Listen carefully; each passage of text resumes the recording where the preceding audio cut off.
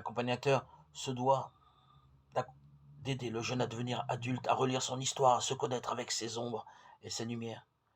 Et dans cet accompagnement, le jeune a principalement besoin de reconnaissance et de compassion pour découvrir qui il est vraiment et prendre confiance en lui comme homme et comme femme. Ainsi, nous aidons le jeune à devenir chrétien.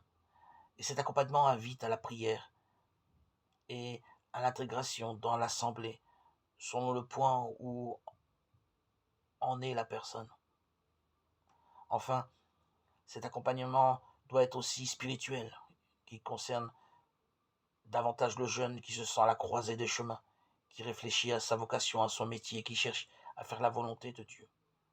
Il s'agit de faire grandir la liberté du jeune en l'aidant à voir quels sont ses attraits, ses peurs, ses tentations.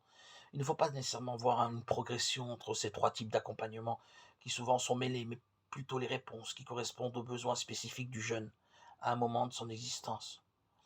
Le point commun de tous ces accompagnements, c'est la prise de conscience par le jeune que Dieu agit dans sa vie, lorsqu'il devient capable de voir cela et de le discerner à travers des événements précis. Le jeune devient véritablement adulte dans la foi, et un chrétien qui devient adulte restera jeune toute sa vie.